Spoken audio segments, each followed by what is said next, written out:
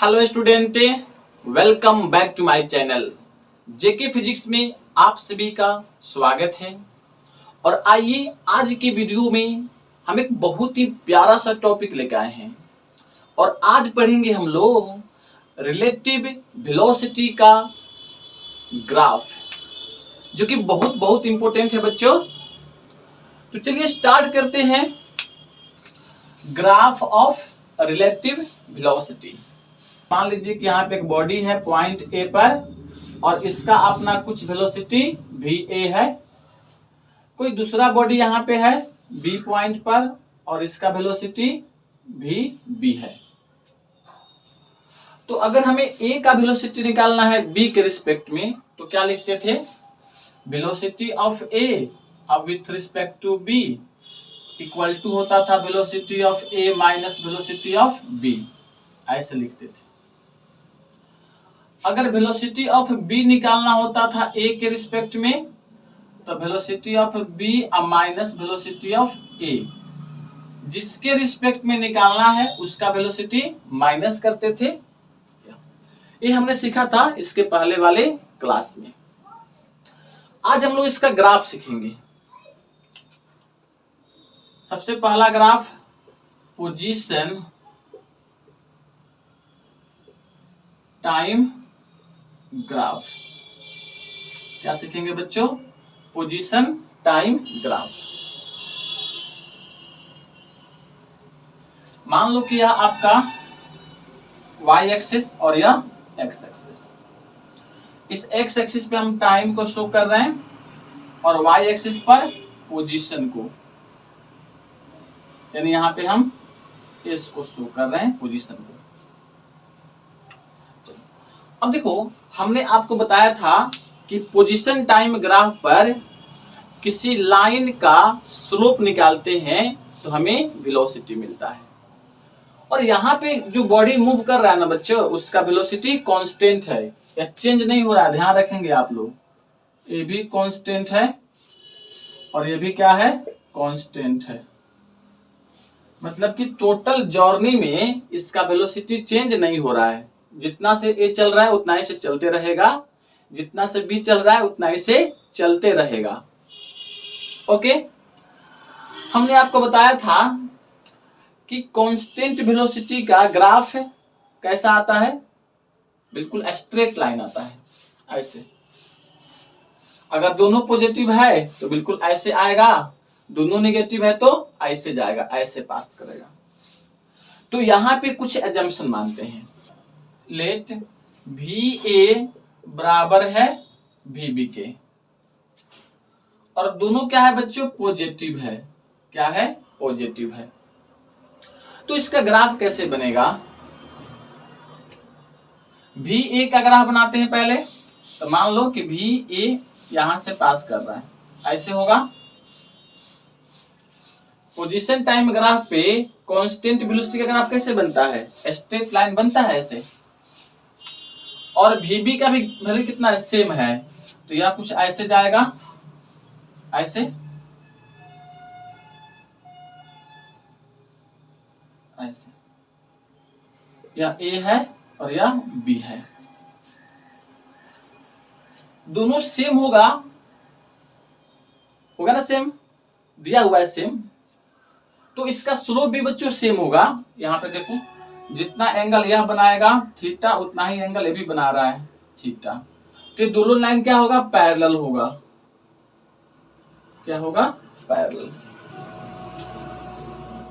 तो आप याद रखेंगे कि जब भी दो बॉडी का रिलेटिव वेलोसिटी जीरो हो, अब देखो दोनों बराबर है तो क्या निकालोगे? Velocity of A with respect to B. तो क्या लिखोगे? ये तो जीरो ही आएगा क्योंकि ए और बी दोनों बराबर है। अरे बाबा, ऐसे लिखोगे भी ए माइनस भी बी। कितना चलाएगा? ये जीरो नहीं आएगा, दोनों बराबर है। तो relative velocity A with respect to B, या हम ऐसे भी कह सकते हैं velocity of B with respect to B. ये भी कितना आएगा? जीरो आएगा। जब भी दो बॉडी का रिलेटिव वेलोसिटी जीरो हो तो पोजीशन टाइम ग्राफ पर दोनों का जो लाइन होता है वह एक दूसरे के पैरेलल होता है। ग्राफ क्या आता है? पैरेलल आता है। और ये दोनों लाइन एक दूसरे को कहीं पर भी इंटरसेक्ट नहीं करेगा, मतलब कि ए बी को कभी टच नहीं कर पाएगा और बी भी ए को कभी टच नहीं कर पाएगा, छू नहीं पाएगा, ऐसे समझ सकते हैं। तो इतनी बातें क्लियर। आइए पॉइंट नंबर 2। पॉइंट नंबर 2 याद करोगे, इफ भी A is greater than V B, अगर बॉडी ए का वेलोसिटी बी से ज्यादा हो तब ग्राफ कैसे बनाएंगे? देखो इसका स्लोप, ए वाला का स्लोप ज्यादा होगा क्योंकि इसका वेलोसिटी ज्यादा है, और बी वाला का स्लोप क्या होगा? इसके कंपेयर में कम होगा क्योंकि इसका वेलोसिटी कम है। तो यहां से ए स्टार्ट हुआ है तो यह कुछ ऐसे जाएगा, जब मान लो कि कुछ एंगल यहां से θ1 बना रहा है, और बी बच्चों यहां से स्टार्ट हुआ है बी, तो यह कुछ ऐसे जाएगा, ऐसे। इसका स्लोप क्या है बच्चों? इसके कंपेयर में कम है क्योंकि इसका वेलोसिटी क्या है? कम है। तो यह बी हो गया और यह ई हो गया। तो ग्राफ कुछ ऐसा दिखेगा। अच्छा, यहां पर इस पॉइंट पर लाइन ए और बी एक दूसरे को इंटरसेक्ट करता है। इंटरसेक्ट का मतलब यह है कि यहां पर दोनों एक दूसरे को टच करता है, कैच करता है या ओवरटेक करता है। फिजिक्स में इसका नाम रखा गया है ओवरटेक करना। देखो बी क्या था बच्चों? ए से आगे था। यह पोजीशन टाइम ग्राफ है, तो अभी बी का पोजीशन ए से क्या था? आगे था। मतलब कि बी आगे खड़ा है और ए पीछे खड़ा है, और बी स्लो चल रहा है और ए तेजी से चल रहा है। तो कुछ देर के बाद में ए क्या करेगा? बी को टच करेगा, बी को ओवरटेक करेगा। तो यह जो पॉइंट होता है इसको बोलते हैं ओवरटेकिंग पॉइंट। क्या बोलते हैं इसको? ओवरटेकिंग पॉइंट, या इसी को बोलते हैं मीटिंग पॉइंट। मीटिंग पॉइंट कहते हैं। और जिस समय यह मीट करता है, यहाँ का जो टाइम होगा उस टाइम को बोलते हैं मीटिंग टाइम। मीटिंग टाइम या ओवर टेकिंग टाइम। इस पॉइंट पर एक दूसरे को ओवरटेक करेगा, मतलब कि मिल जाएगा, कैच करेगा। जैसे आप लोग पढ़ते हैं ना, कुछ प्रॉब्लम आपको मिलेगा कि एक पुलिस है और एक चोर है। चोर आगे की ओर दौड़ रहा है और पुलिस उसके पीछे की ओर दौड़ रहा है, पीछे पीछे दौड़ रहा है। पीछे की ओर नहीं, मतलब उसके पीछे दौड़ रहा है। चोर का स्पीड कम है और पुलिस का स्पीड ज्यादा है, या चोर का वेलोसिटी कम है और पुलिस का वेलोसिटी ज्यादा है। तो कितने देर के बाद पुलिस चोर को पकड़ लेगा, ऐसा प्रॉब्लम आपको देखने को मिलेगा। तो यही टाइम बच्चों, जिस समय पुलिस चोर को पकड़ता है ना, उसको बोलते हैं ओवरटेकिंग टाइम या मीटिंग टाइम कहते हैं। कहां पे पकड़ेगा? तो यह जो पोजीशंस होगा, देखो यहाँ पे यह पोजीशन, इसको बोलते हैं ओवरटेकिंग पोजीशन या मीटिंग पोजीशन। मीटिंग पोजीशन, या आप समझ सकते हैं ओवरटेकिंग पोजीशन।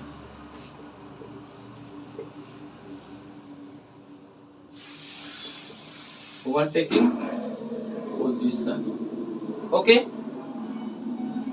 इफ भी ए लेस देन वी बी होता, ए का वेलोसिटी बी से छोटा होता। ए क्या है? पीछे में, और बी आगे में खड़ा है। बी तेज चल रहा है और ए आराम आराम से स्लो में चल रहा है। तो क्या बी कभी ए को पकड़ पाएगा? नहीं पकड़ पाएगा। तो इसका ग्राफ कैसे बनेगा जरा देखिए, यहां पे दिख रहा है ना सबको? ओके बच्चों, यहां पे ए खड़ा था और यहां पे बी खड़ा है। अब इसमें बी तेज चल रहा है ना, बी तेज चलेगा तो इसका स्लोप भी ज्यादा होगा, तो ऐसे जाएगा। और ए बेचारा स्लो चल रहा है तो इसका स्लोप कुछ ऐसा होगा। अब ये स्लोप देखो, क्या कभी ये लाइन इस लाइन को कभी मिल पाएगा? नहीं मिल पाएगा। तो जब भी ग्राफ का नेचर डाइवर्जिंग हो तो उस कंडीशन में एक दूसरे को ओवरटेक नहीं कर पाएगा कभी भी। और ग्राफ अगर क्या हो, कन्वर्जिंग हो, तो उसके बाद से क्या होता है, उसमें ओवरटेकिंग पॉसिबल है। यहाँ पे ग्राफ क्या था, यहां से यहां का ग्राफ कन्वर्जिंग था, यह था कन्वर्जिंग। और यह क्या है बच्चों, डाइवर्जिंग है। तो जहां पे कन्वर्जिंग नेचर का होगा वहां पे मिलना संभव है, मिलेगा। और जहां पे डाइवर्जिंग, कन्वर्जिंग का मतलब मोहब्बत वाला, ठीक है, पास आना, एक दूसरे के पास आना, पास आओगे तभी तो मिलोगे। और डाइवर्जिंग मतलब दूर जाना, दूर मतलब कि डाइवोर्स हो जाना है, डाइवोर्स नहीं कहेंगे, ठीक है, लेकिन कह सकते हैं कि दूर जाना, ठीक है, एक दूसरे से दूर जाना। और दूर जाओगे तो फिर मिलना संभव नहीं है, इसलिए जुदाई ही जुदाई है जिंदगी में।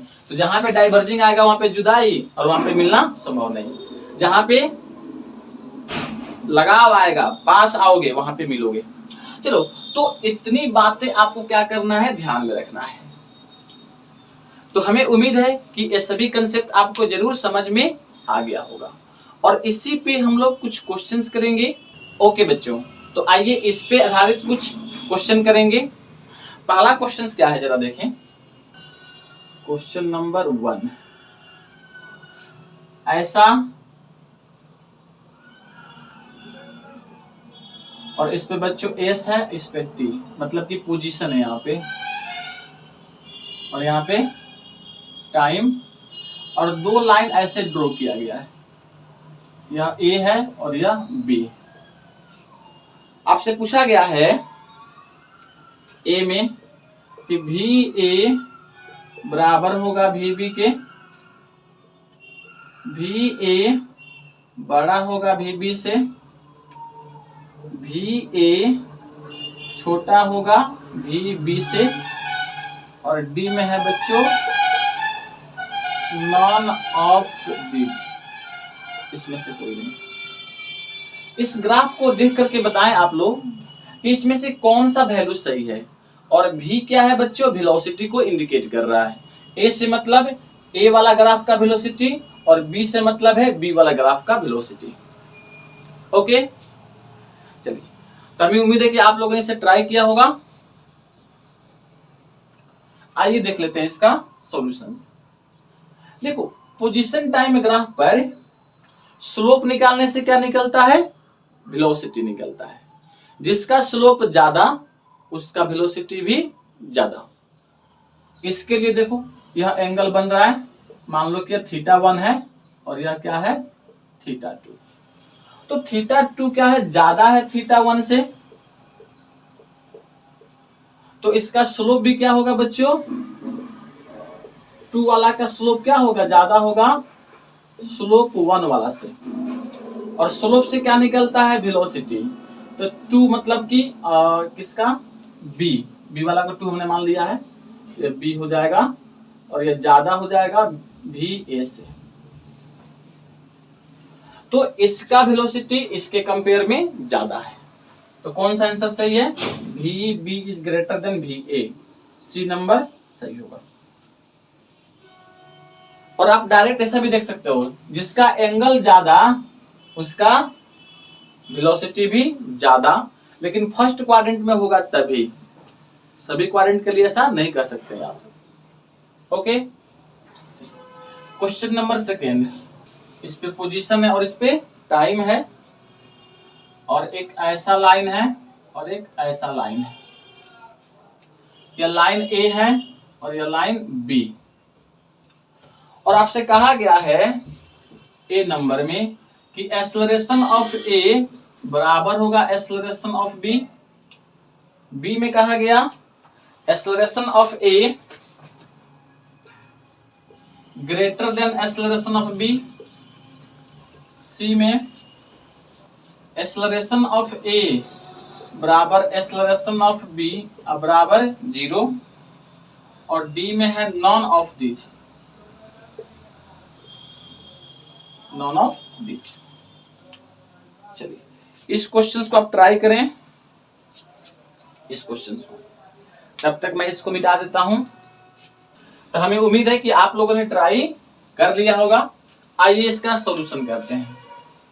इसको देखें अगर ध्यान से, तो यह पोजीशन है और यह टाइम है, और पोजीशन टाइम ग्राफ पर स्लोप निकालने से वेलोसिटी मिलता है।